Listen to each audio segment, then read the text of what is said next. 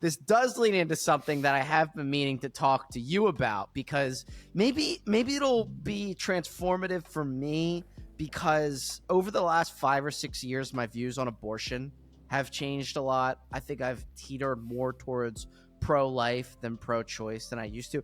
And I think that's the case with a lot of people that I've been talking to, but everyone has similar limits. There's something else that's kind of gotten into the mainstream, and it does have to do with dying and what you do with your body after you die. And also, it's been occurring in Haiti, which I hear is a magnificent travel destination. So maybe that's where you'll go for your next vacation. Right?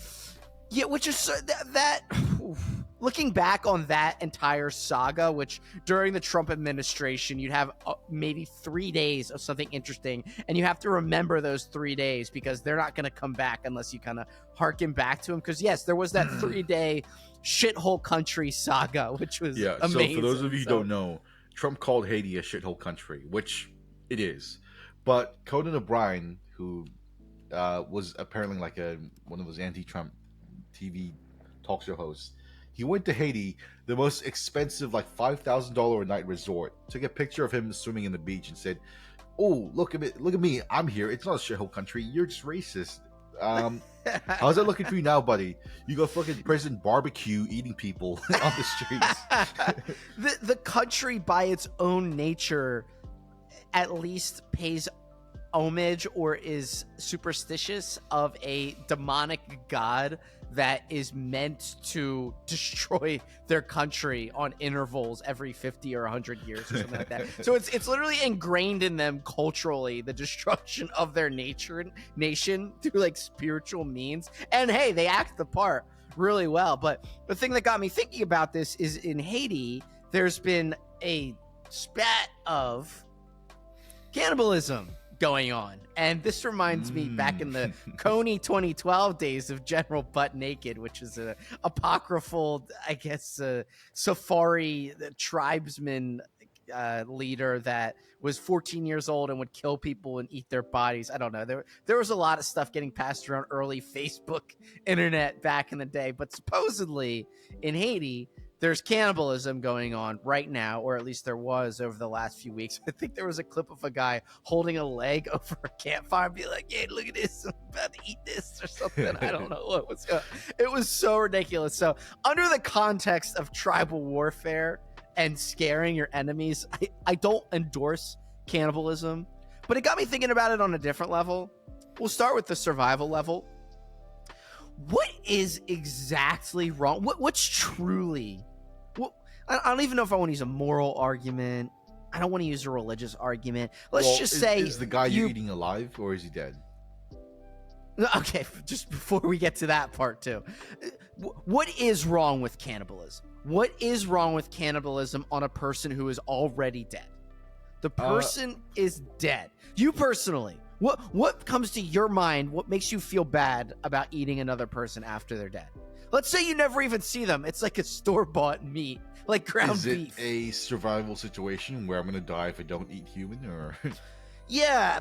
Well, okay. To answer that, what got me thinking about it is I remember there's some pioneer story about people who got lost. I don't even know if it was in the U.S. or was it in Germany somewhere. It sounds like something Germans would do, honestly. But it was like a colonial type survival situation where they talk about this family of 16 people, or this group of 16 people, that said, and there were rumors that they had to resort to cannibalism. And the historians are like looking down on them like, "Oh my gosh, they resorted to eating." I'm like, why wouldn't they eat each other if one of them died? What else are you going to do if you're going to survive? If I were in a situation where I was with 6 people and then I wasn't going to make it, I'd be like, "Hey, eat my body if we're running out of food. I know it sucks, but you guys got to try and live somehow," you know? So I don't understand what the big deal is with it.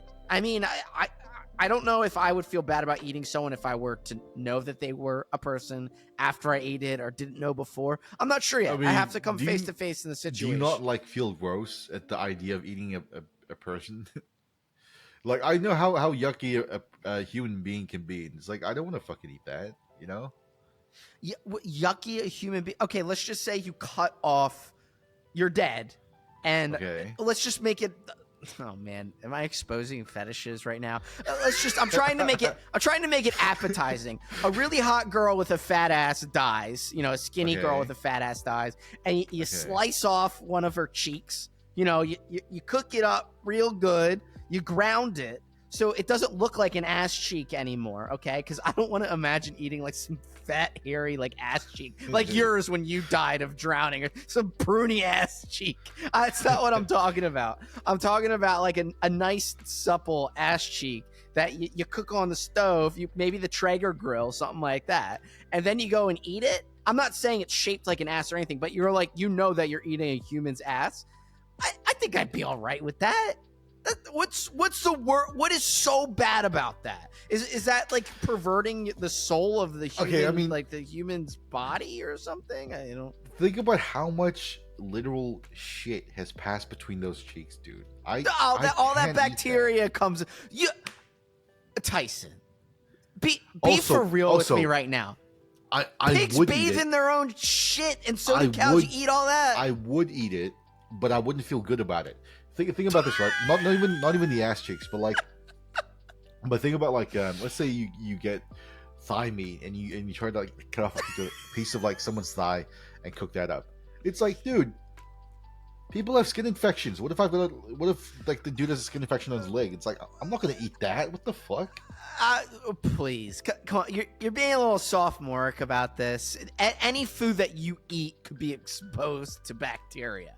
Any food that you eat. I maintain I will eat it to survive, but I'm not gonna do it with a smile on my face. Okay. All right. What's the okay? Here's my qualifier. Then you know that it's free of harmful This supple ass cheek is there is no harmful bacteria on it, and it's nice cooked up on the grill, made into a burger patty. You know, would you really feel that bad? Am I going to die? If I don't No, of course not. I don't think you could. No, like, am I like starving in like a survival situation? If you don't eat it, no. So I'm just like chilling on my couch. Yeah, you're just like chilling on the back porch. You know what? I'll take a fucking like Costco sample of that, but I wouldn't have a whole day of it. You know, with the toothpick in it. Yeah, that's my limit. I'll try that. Oh, that's your limit. Okay.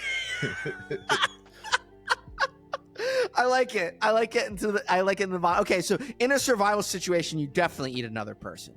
I would have to. Yeah, I would imagine. You would have to, and then in a not survival situation, it would have to be a Costco sample first. Because I'm kind of curious, like, what human meat would taste like. Apparently, it tastes like really tough and gamey. You know, you're thinking about exotic kinds of meat. I don't know if you ever had like gator before or anything like that, which isn't that great. But you know, what is it, like elk or deer or things like that? You know, it all kind of tastes a bit the same to me after a while. But I'd venture to give it a try. Apparently, snake meat, when you grill it, it smells like the most delicious meat you've ever sniffed ever. But when you taste it, it tastes like shit. It tastes like sand, like there's sand in it. You know?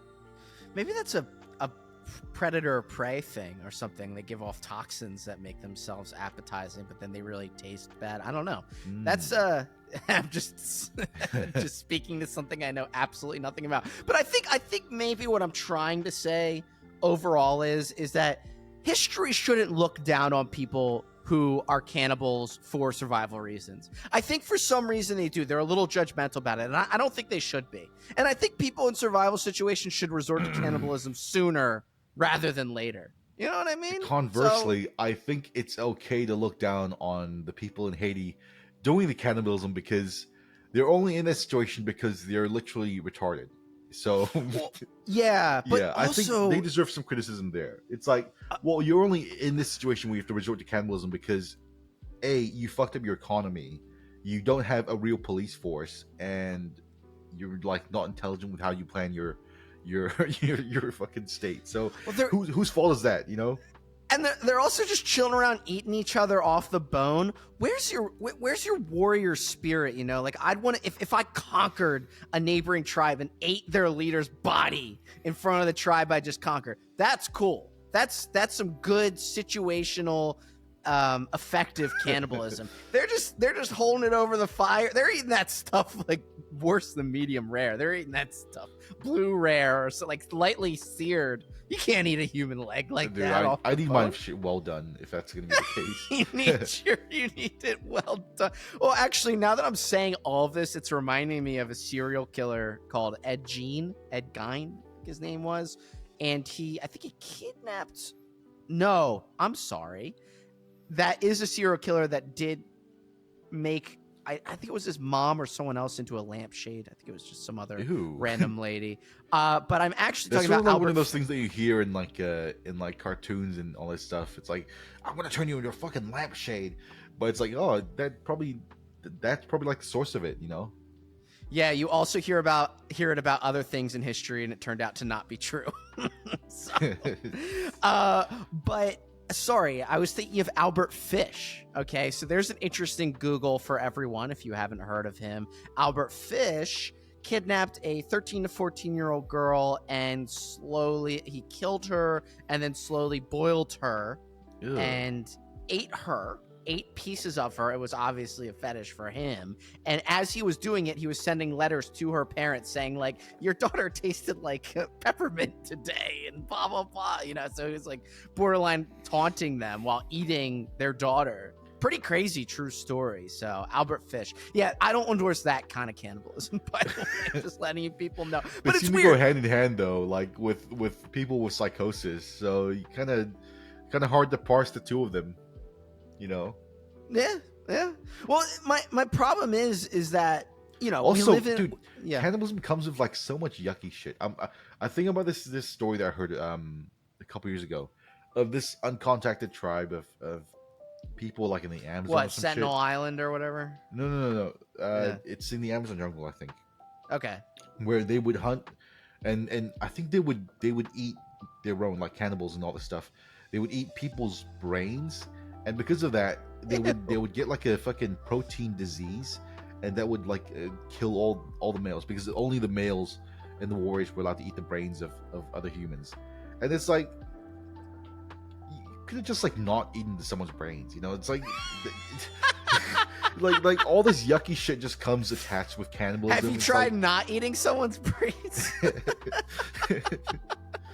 It's like, man, you don't have to do that. Just kill the guy. You don't have to like eat his fucking brains. It's weird though, because I don't mean to sound like an absolutist, or I'm not trying to get religious either, but we live in a supposed postmodern society with subjective morality where everyone thinks their own, you know, their truth is their own. But for some reason, when cannibalism comes up, everyone unanimously agrees that it's some moral bad. And these are people who speak like, these are people who are like Darwinists and believe in evolution, things like that. So you believe in Darwinism and survival of the fittest and evolution, but you think cannibalism is morally wrong? Like, okay, do you think those things can be exclusive or not? I don't understand. So you should probably be fine with it if you do think those things. I don't know why there has to be a moral stance on cannibalism of all. Yeah, you know what? Like, we're just atoms. We're made of stardust, bro. Why does it matter? Yeah, but then also them as well. Oh man, you ate another person. Oh, it's like so terrible. It's like, well, why? You know what I mean? It's just, you have to tell me why. My dude. Yeah, it's just stardust. That stardust was so good. Yeah. Oh, we're Reddit just upvotes so good. Well, that's their favorite thing. Oh, look at the size. Look at how tiny this universe is in the scale of the world. And then there's you worrying about your problems. We're just worthless people on a little rock. But also, don't eat each other. Ooh, yeah, what are you talking about? Oh, we're so insignificant, but please don't eat my fucking brains. It's like, oh, but I thought we're insignificant. What? It shouldn't matter if I eat your fucking brains, right? You're already clanking the forks and the knife together, like, putting on your apron, like, oh, but I thought you said this. Funny, I already have the oven on. Oh my gosh, I don't know if we got to the bottom of that one, but I'm just saying, look, if I were to make one, not even an argument, just a declaration, just take it easy on people who had to eat other people for survival purposes in the past. Just take it easy on them, all right? And then we'll take care of the other stuff as it comes to us. So I'm glad we could draw some defining lines for cannibalism.